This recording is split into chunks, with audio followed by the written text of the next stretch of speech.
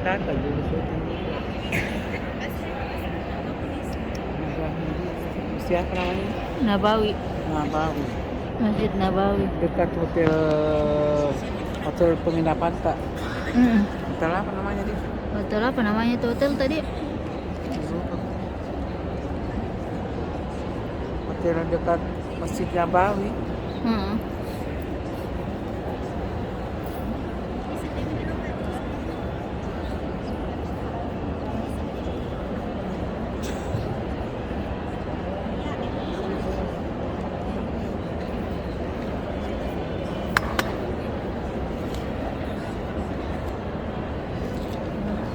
Ini Marconi kan? Masya Allah, ini menjelang sholat asar. Suasananya seperti ini. Masya Allah.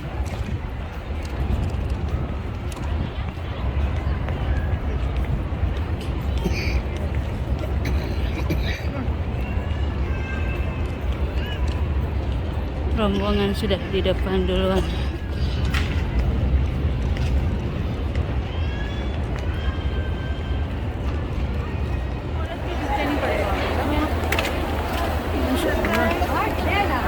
Ba'da asar. Masya Allah, tabarakallah. Ini ba'da asar.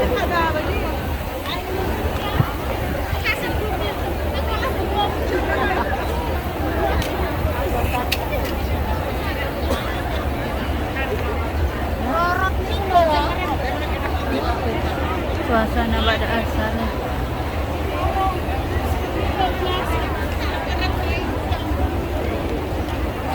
Masya Allah. Saya doakan untuk teman-teman semuanya, semoga dimudahkan rezekinya supaya bisa juga melaksanakan ibadah umrah dan haji insya Allah. Amin. Masya Allah. Suasananya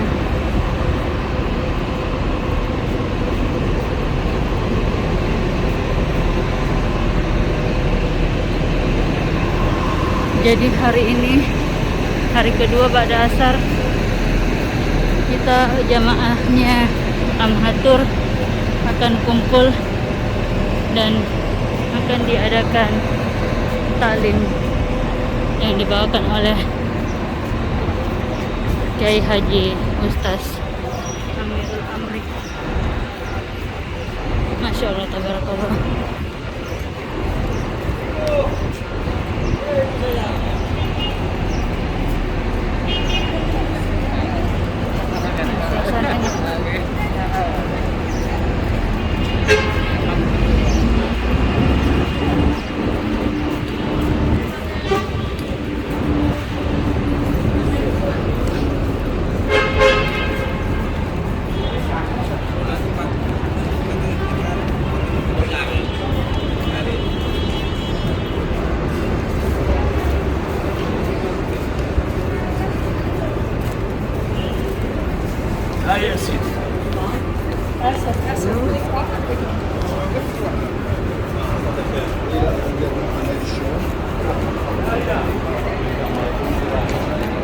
Sekarang kita sudah tiba di hotel.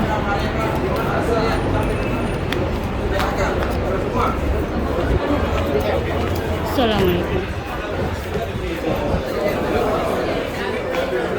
Ramai ini.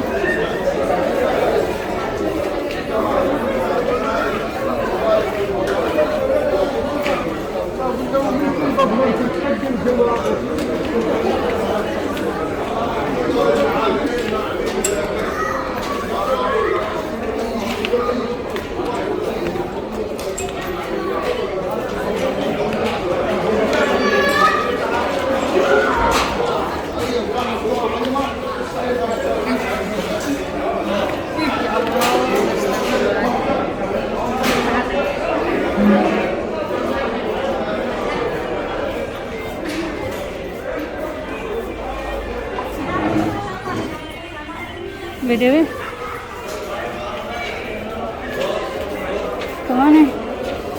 jamaah. Ustadz di mana kumpulnya? Nah, cari tempat yang enak.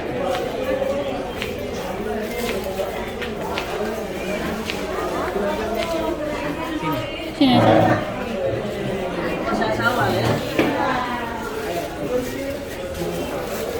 Kan orang tua kita. Coba bayangkan orang tua ini semua di kampung, mungkin merindukan kehadiran kita di sisi. Tapi kita ada di sini. Olehnya itu jangan disia-siakan ibadah ini. Satu, yang saya mau sampaikan, setiap selesai salat wajib ada salat mahya. Ikut semua biar ibu-ibu. Caranya adalah hadirkan niat dalam hatinya karena innamal a'malu niat. Soalnya perbuatan itu niat. Salah itu kalau bilang orang saya tidak berniat, tidak boleh. Mau buat niat apa itu niat? An-niat qasdu syai'in muqtarina bi fi'lihi wa mahallu bil qalbi. Niat itu menyengaja melakukan dan melakukannya dan tempatnya niat itu di hati. Jadi kalau sudah hadir dalam hatinya, misalnya sengaja aku sholat mayat mengikuti imam karena Allah, atau saya sholat mayat yang disalati imam makmum karena Allah. Karena bapak ibu tidak tahu laki-laki kan disalati atau perempuan disalati. Haji Maida tahu ya salat laki-laki tadi disalati atau perempuan. Itu tidak tahu. Padahal itu kan ada pengumuman. Cuma pengumumannya pakai bahasa Arab. Nah, kalau di Indonesia jelas sengaja aku salati mayat laki-laki ini. Tempat takbir makmumkan Allah. Sengaja aku salati mayat perempuan ini. Tempat takbir makmumkan Allah. Tapi tadi tidak tahu laki-laki kah atau perempuan kah atau anak-anak kah, tidak ngerti. Makanya niatnya sengaja aku salati yang disalati imam. Saya ulangi, sengaja aku salati yang disalati imam. 4 takbir makmum karena Allah. Allahu Akbar. Tidak membaca doa iftitah. Jadi salat tanpa doa iftitah salat mayat. Salat tarawih pakai doa. Tapi hukumnya sunat bukan wajib. Saya ulangi, 4 takbir tadi Allahu Akbar. Langsung baca Fatihah. Kalau tidak ngerti Fatihah alhamdulillah. Kalau tidak tahu alhamdulillah tali wali warna. Ya. Takbir kedua Allahu Akbar. Baca selawat. Yang paling pendek Allahumma sholli ala Muhammad. Paling pendek. Mau panjang sedikit Allahumma sholli ala Sayyidina Muhammad. Dan inilah yang dibaca kalau kunut Ramadan di dalam. Allahumma sholli ala Sayyidina Muhammad. Bisa kunut dan tidak ada malam tanpa kunut di dalam Ramadan. Itu dikit. Sudah berapa kali takbir ini? 2. Takbir pertama Fatihah, takbir kedua selawat. Takbir ketiga Allahu Akbar. Doa 1 kata saja. Allahumma ghfir lahum. Bukan hu, bukan ha, tapi hum. Kenapa hum? Karena banyak orang yang disalati. Kalau di Makassar kan Allahumma ghfir lahu laki-laki, Allahumma ghfir laha perempuan. Laki-laki hu, perempuan bencong kawe-kawe, buha tidak ada. Hanya betul kalau bukan buha. Sudah berapa takbir? 3. Fatihah, selawat, Allahumma ghfir lahum. Takbir keempat tidak usah baca apa-apa. Tunggu imam setelah berhenti. Sudah sah. Kalau soalnya sih, kalau saya ajar panjang susah malah. Ini saja. Takbir pertama tadi apa? Fatihah. Takbir kedua, salat. Takbir ketiga, Allahumma ghfir lahum. Takbir keempat, salam. Paham? Sudah selesai satu masalah. Yang kedua, apa yang mau dilakukan di sini? Kalau memungkinkan masuk di roda karena kondisi kesehatannya bagus, masuklah. Tapi kalau kondisi kesehatan kurang bagus, jangan memaksakan diri. Carilah tempat-tempat yang lain. Tapi anggaplah masuk. Yang dilakukan di dalam. Kalau seandainya bisa 6 rakaat salat sunat tidak akan salah. Itu lebih bagus. Salat sunat taubat. Usolli sunnat at-taubah rakataini lillahi ta'ala. Sengaja ngajak aku salat sunat tobat 2 rakaat. Nah, kalau sudah assalamualaikum baru tobat biasanya disuruh sama polisi. Jadi caranya kasih lama-lama sudutnya di situ istighfar. Tapi jangan coba-coba dicampur bahasa Indonesia, batal sholatnya. Karena syaratnya sholat harus bahasa Arab. Maka hatinya saja berdetak, ya Allah, ampunkan dosa yang pernah aku lakukan. Pernah saya begini, pernah begini. Ampunkan ya Allah. Siapa yang akan mengampunkan selain darimu? Tidak ada Tuhan selain darimu. Itu hatinya. Sudah selesai salat sunat. Mungkin mau salat sunat tahajud. Sengaja aku salat sunat tahajud 2 rakaat kepada Allah. Lalu sesudah salat sunat hajatnya mintalah kepada Allah, ya Allah, Ku hajatkan kepada aku, lapangkan rezekiku. Ingin aku berulang kali yang begini. Ku hajatkan kepada anakku, cucuku, semua namanya. Hadirkan juga itu namanya salat sunat. Nah, seandainya waktu duha Bapak masuk salat duha, ya tapi kalau seandainya tidak, mungkin masih ada salat sunat yang lain yang mungkin salat sunat istiqamah atau apa. Lakukanlah dengan rakaat kalau memungkinkan. Karena biasa orang ruku saja susah. Pak Rahmat katanya sudah masuk tadi, tapi berhasil tidak sampai saja. Ada orang pokoknya dia cari-cari tempat, berhasil bukanya di sajadah. Dan begitu Allahu Akbar dulu Rabbi Firli, bisa tapi masuk kepalanya di jubahnya orang. Begitu masuk kepalanya di jubahnya orang, dia melihat ke atas. Dia bilang, kenapa gelap lagi? Kenapa? Bagaimana tidak gelap lagi? Kepalamu masuk di jubahnya orang. Itu yang sering kejadian. Sudah selesai 2. Yang ketiga, selama di Madinah, misalnya kalau sendiri-sendiri tidak bicara-bicara lagi, alirkan lagi salawat, energi, Allahumma shalli ala sayyidina Muhammad, Allahumma shalli ala sayyidina. Terus kan biasa kita duduk-duduk sendiri-sendiri, salawat perbanyak. Saya katakan kemarin, seandainya mampu banyak, baca 3.000, kasih cukup kepada ibu. Dan kadang muncul keanehan tadi. Mana Pak Prof tidak ada? Prof siapa nak cari? Pak Prof dia bilang, jangankan saya jalan keluar dari ruangan tamu saja ke rasa sakit sekali. Tapi sampai di sini hilang rasa sakit. Dan dia jalan. Aku begitu dulu. Kalau dulu di sini sudah tidak duduk. Cobalah bukan keberkah itu. Kakak saya, saudara kandung saya, di saat mau haji, pemeriksaan kesehatan di saat mau naik pesawat, dokter bilang tidak bisa berangkat. Dia bilang kasih berangkat mak, karena kalau tidak berangkat saya semakin sakit. Kesimpulannya kata dokter, mesti tanda tangan keluarkan. Artinya kalau ada pakaian tidak ada perlu disesat. Sehingga saya tanda tangan dan dia terbang. Sampai di sini dia hindari minum air biasa, air samsam terus. Dia lihat ternyata sembuh. Obat 1 kerese di bawah. Kita simpan memang di tasnya. Jamaah saya dari Kendari yang ke Dewan. 6 bulan tidak bisa sholat Simpan memang di tas tadi. Begitu sampai di pelataran itu karena saya sama. Saya bilang coba coba sampai dulu. Sampai saya bilang Muhammad. Akhirnya dia coba sampai sekarang sudah salah. Saya puasa hari ini belum tentu saya puasa besok. Ya. Yang tahu kondisi saya adalah saya.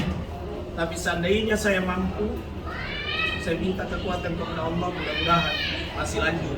Tapi saya tidak memaksakan diri.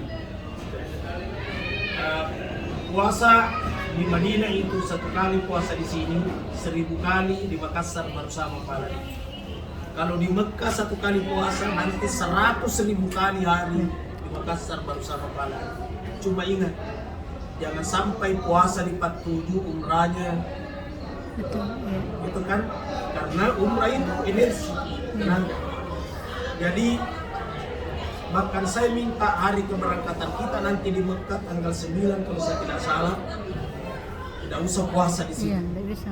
Ya supaya kita Itu mengambil kita tenaga. energi, tenaga. Ya. Ada pernah zaman saya bos, saya kuat Ustaz, membuka kasus, tapi selesai kan pingsan. Ini Tomina juga ini.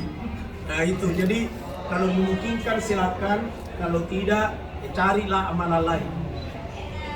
Pelaksanaan puasa Syawal itu salah satu di antara 3. Saya ulangi lagi. Cara pertama, bayar qadha lalu 6 hari. Cara kedua, sunat 6 hari, qadanya belakangan karena lama waktu.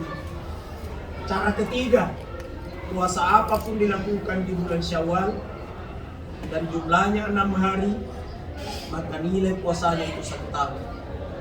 Jadi kalau misalnya ada qadanya 2, niat qada 2, ada nasarnya juga 2, niat nasar 2, sudah berapa? 4, tinggal tambah 2 niat sudah berapa? 6, sudah menemukan digenggam pahala 1 tahun. Sebagaimana hadis Rasulullah, man shoma ramadhana summa atba'ahu sitta min syawal kana kasiyami dahr. Siapa yang puasa Ramadan kemudian puasa 6 hari di bulan Syawal, maka seperti puasa 1 tahun. Puasa apa? Rasul lagi bilang puasa. Sama halnya hadis man tatahhara fi baiti summa atama sidal quba fasalla fihi kajri umrah. Siapa yang berwudu di rumahnya atau di hotelnya lalu mendatangi Masjid Quba lalu salat di dalam, maka salatnya itu pahalanya haji umroh. Pahalanya umroh. Salat apa? Rasul hanya bilang salat. Jadi salat apapun dilakukan di situ nilainya umroh. Sama ini, siapa yang puasa 6 hari nilainya 1 tahun.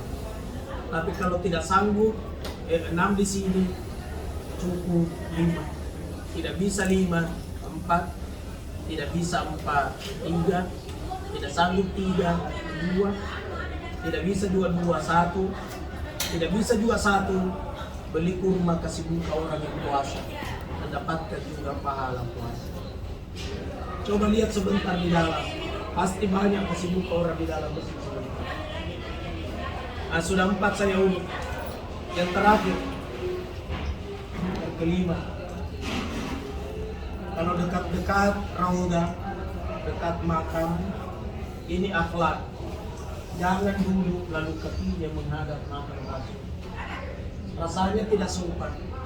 Sekalipun tidak ada hadis yang berkata jangan duduk dan kaki dekat Rasul, tidak ada begitu. Tapi ada hadis muliakan Rasul. Dan salah satu bentuk kemuliaan, masa telapak kaki menghadap makam Rasul Raudah. Imam Malik, beol saja di Madinah dekat sini tidak mau. Dia mesti jauh. Dia bilang, malu rasanya saya karena ada Rasulullah. Rasulullah itu dia lihat kita, apalagi kita mendekat. Makanya itu salamnya bukan assalamualaikum ya ahlal kubur, tapi assalamu alaika Ya Rasulullah. ya Rasul atau ya Rasul? Ya Rasul. Ya Rasulullah. Assalamu alaika ya Rasulullah. Assalamu alaika ya Nabiyullah. Assalamu alaika ya Habiballah wa rahmatullahi wabarakatuh. Rasul sesungguhnya tidak wafat, bahasanya indah alam. Coba lihat ayat dalam Al-Quran. Coba tidak mungkin saya lihatkan semua ayat. Jangankan Rasul, orang yang pergi saja perang lalu meninggal tidak diberi amal di sisi Allah dan dia tetap mendapatkan cuma alamnya lagi. Rasulullah SAW seandainya Bapak meninggal masuk nampak itu makamnya Rasul dibungkus kayak hijau. Barangkali lihat tadi tidak melihat di lubang sini paraman. Dia lihat sebentar, itu yang dibungkus kain warna hijau yang sedikit itu juga lah kamarnya Rasulullah. Jadi alangkah sempitnya rumah. Bahkan dalam riwayat itu atapnya kan pelepah kurma dan daun kurma. Kalau muncul angin kadang rapat ke kepalanya langsung, berarti pendek. Dan kalau dia sujud, kadang dia pindahkan kakinya istrinya baru meneruskan sujudnya. Saking sempitnya itu rumahnya Rasul. Saya rasa tidak ada di antara kita yang punya rumah. Sangat kecil rumahnya, tapi kenapa toh mampu berkata baiti jannati, rumahku adalah surga. Ya Allah, mudah-mudahan bukan kita kadang rumah besar gedung, tapi bukan rumahku surga, tapi rumahku adalah neraka. Karena istri kurang percaya sama suami, suami kurang percaya kepada istri, anak melawan orang tua, cucu berani mati-mati ini. Mulai pagi sudah keluar kata-kata kasar di rumah, bahkan saling nunjuk-nunjuk. Astagfirullah. Minta maaf ibu-ibu, ini hadis. Kalau istri berani tunjuk-tunjuk suaminya, apalagi dia berkata marah itu minta khairat, tidak ada kebaikan engkau biar sedikit. Maka istri yang berani begitu, illa ahbatallahu amalaha, Allah menghapus seluruh pahalanya meskipun dia tahajud setiap malam. Jadi saya tidak berkata bersyukur lagi meninggal suaminya, tapi sudah tidak ada lagi dia yang masih hidup suaminya. Hati-hati, jaga ini tangannya ini. Sudah dok pak tahu sudah pasti. Kenapa kasihan tidak ditambah? Tapi wahai suami-suami yang baik, kalau kau begitu istrinya, langsung niatkan saja dalam hatinya, ya Allah, saya ampunkan. Saya ampunkan. Ada mama tidak mau menyuruh anaknya. Dan kenapa tidak mau suruh anakmu? Dia bilang khawatir kasihanku, sayang sekali anakku. Siapa tahu kusuruh dan tidak dikerjai, lantas dongkol perasaanku. Berdosa ya anakku, sia-sia itu salat. Jadi tidak mau nasuruh anaknya saking sayangnya sama anak. Karena itu sayangnya mama sama anak, ibarat sayangnya Rasulullah buat umat. Rasul menangis sebelum mengembuskan nafas yang terakhir. Dan dia berkata, umat di pangku di kuburnya itu, karena kuburnya itulah kamarnya, yang pangku adalah istrinya. Karena dia tidur tanpa bantal. Lalu dia berkata, Aisyah, angkatlah kepalaku, lalu engkau rapatkan ke dadaku. Jadi dia angkat kepalanya, baru dia sandar di dadanya. Nah ini menjadi pelajaran bahwa kalau ada orang sakarat, pangku cepat, karena semakin agak tinggi kepalanya, semakin enak dia rasa. Jadi dipangku, jadi Rasul dipangku. Sementara dipangkui sama istrinya, penyakitnya sakit kepala. Sementara di pangku, lampu pelitanya hampir padam karena minyaknya tinggal sedikit. Maka Aisyah dia letakkan lagi kepalanya suaminya di lantai tanpa bantal. Kita bisa bayangkan, ini manusia yang termulia di dunia, insan kami, tapi tidur tanpa bantal. Dan Aisyah keluar mencari minyak, bukan mau beli, mau pinjam karena tidak ada duitnya. Dinyalakanlah kembali pelita itu sambil dipeluk suaminya, detik-detik terakhir mengembuskan nafas. Lalu muncullah Israil malakul maut, berlutut masuk, lalu dia sodorkan tangannya, lalu dia cium dengan masuk, lalu berkata, Allah menitip salam kepadamu ya Rasulullah. Bayangkan Allah saja menitip salam kepadanya. Bukankah ini manusia yang amat mulia? Allah saja menitip salam. Lengkap hadisnya, cuma tidak usah saya urutkan. Ini bukan pengajian hadis, jadi intinya saja. Lalu berkata Israil, ya Rasul, aku datang untukmu siaran.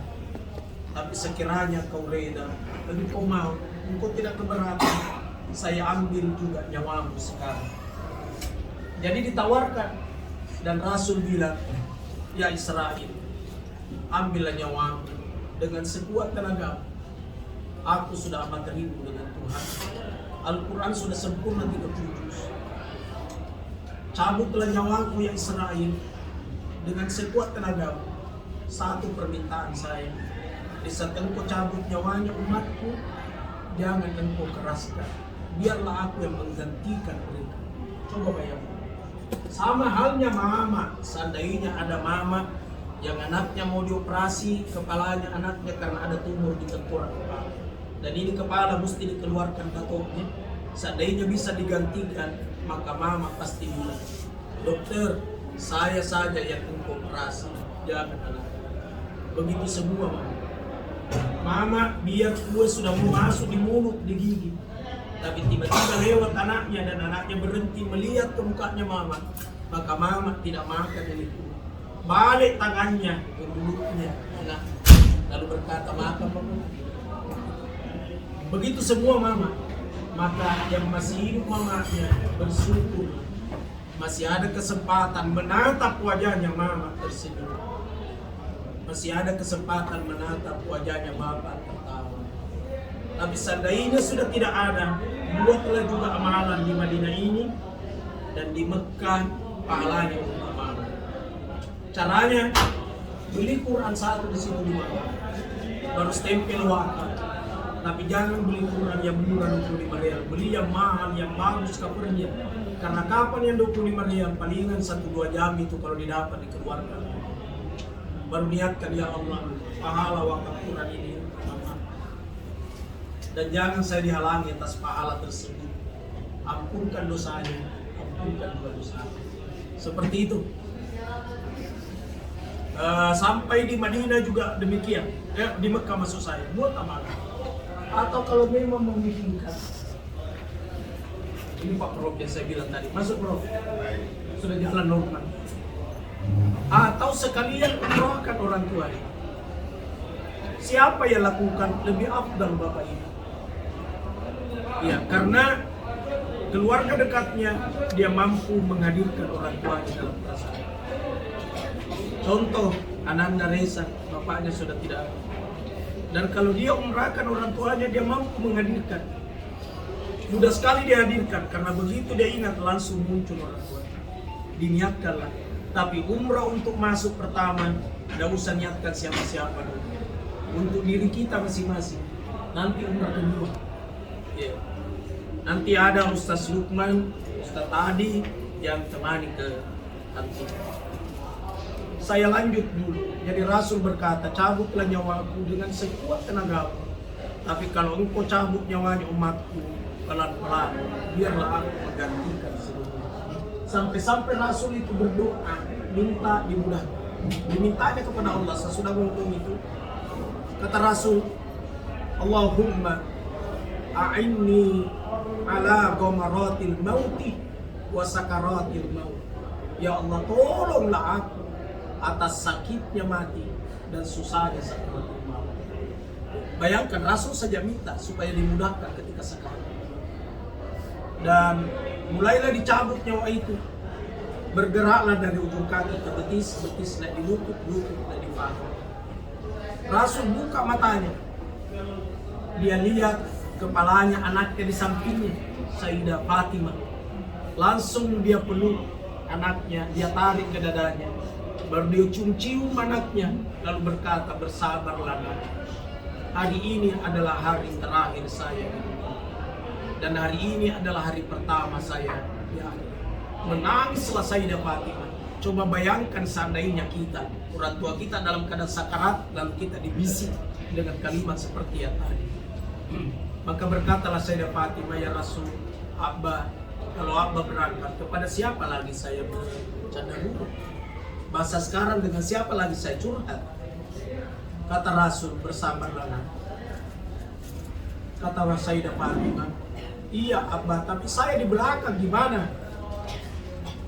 Semakin erat pelukan Rasul, lalu berkata, semua anak keturunanku yang cepat menyusul kepadaku adalah engkau. Baru tersenyum Fatimah.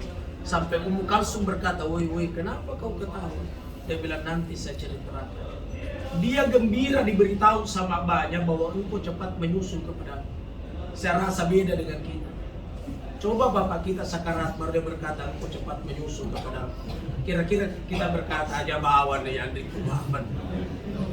Tapi ini dia tersenyum dan berkatalah Sayyidah Fatimah, Abah kalau begitu Di mana kita jumpa, karena akhirat adalah perjalanan yang amat panjang.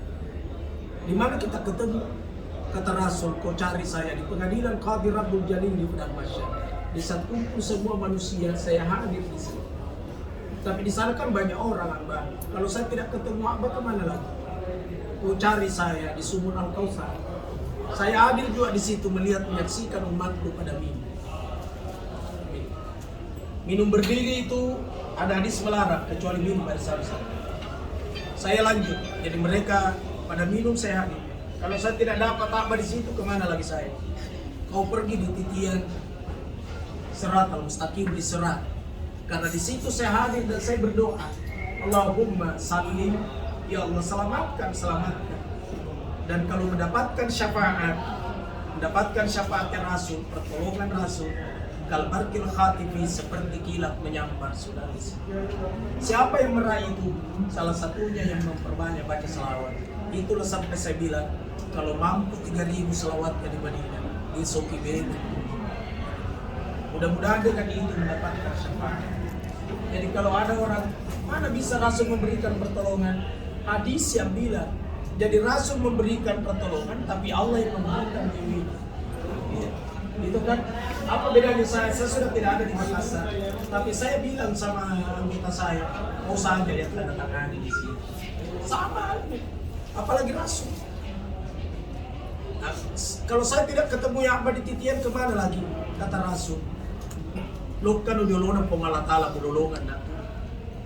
Karena Allah dengan aku tidak pernah berpisah. Yang dimaksud adalah 2 kalimat syahadat.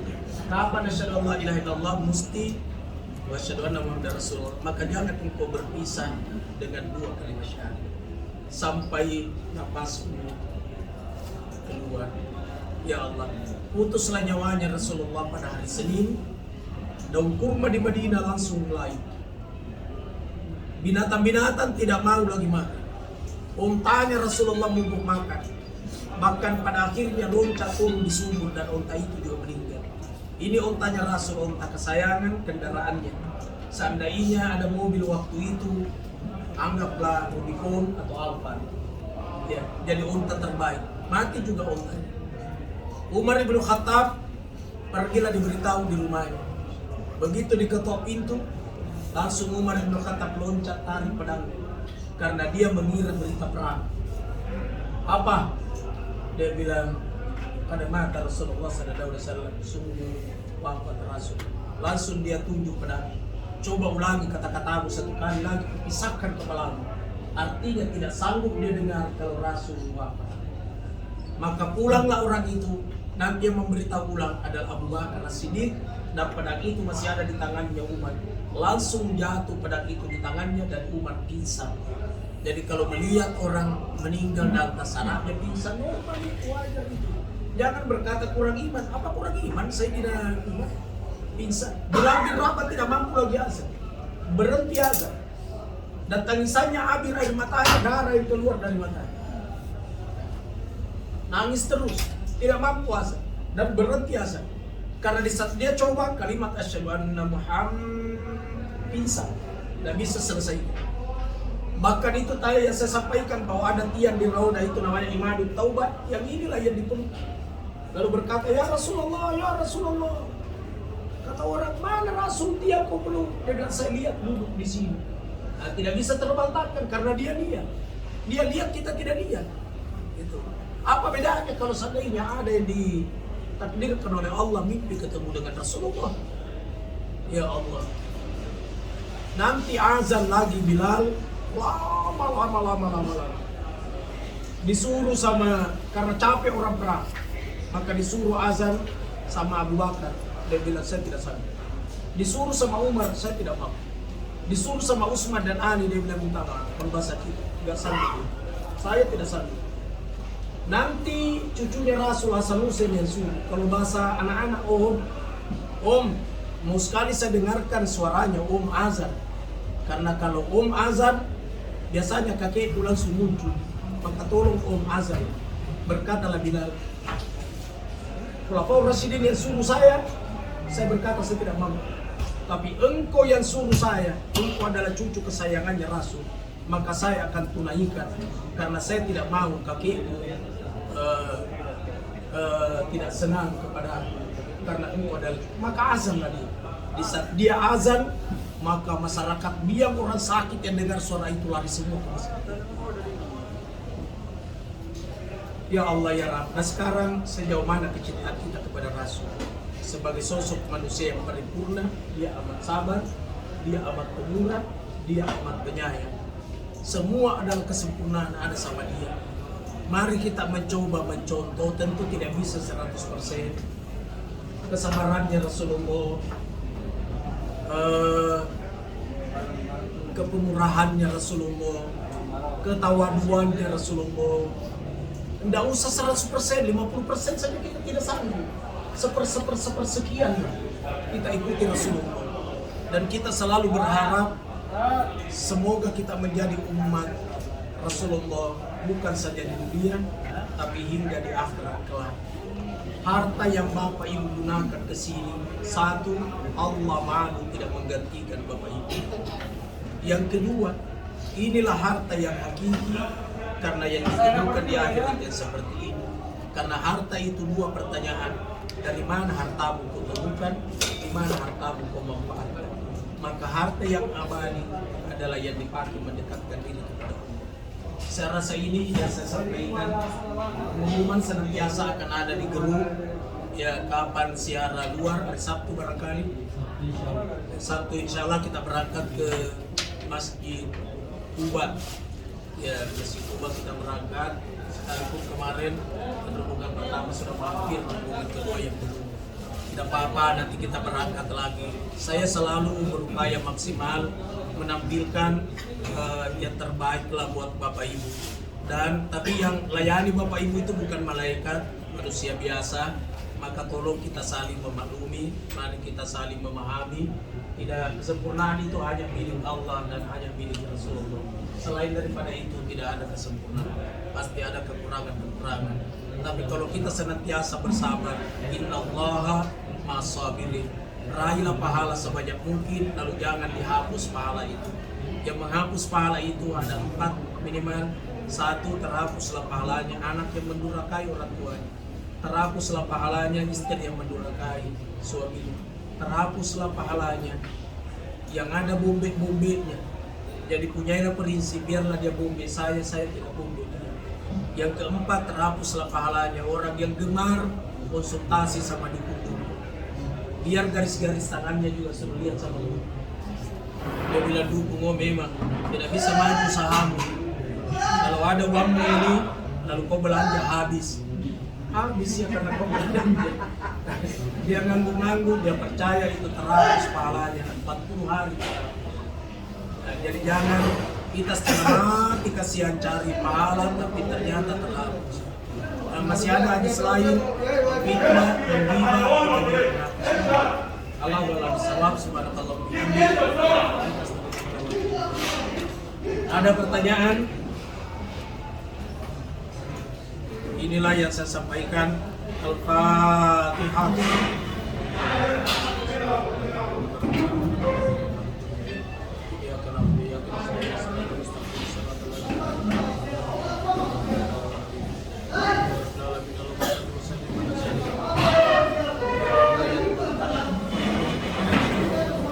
Jadikan umat setianya Rasulullah Muhammad sallallahu alaihi wasallam bukan hanya di dunia tapi kita di akhirat bersama dengan Rasulullah. Ya Allah, kami hamba yang bergelimang dengan dosa, ampunkan ya Rabb. Ampunkan pula dosanya kepada orang tua kami. Ya Allah, orang tua kami terlalu baik kepada kami. Reda orang tua kami menderita sampai anaknya bahagia. Reda orang tua kami berpenampilan ala kadarnya asal anaknya terhormat di masyarakat. Apapun orang tua kami dia lakukan untuk kebaikan kami anaknya. Kami tidak sanggup membalas kebaikan orang tua kami. Engkaulah yang membalasnya ya Allah. Balaslah orang tua kami dengan kemuliaan dunia akhirat. Balaslah orang tua kami ya Allah dengan surga. Rabbana atina fid dunya hasanah wa fil akhirati hasanah wa qina adzabannar. Wadkhilna jannata ma'al abrar ya aziz ya ghaffar ya rabbal alamin. Sallallahu ala sayyidina Muhammad Walhamdulillahirabbil alamin. Al-Fatihah.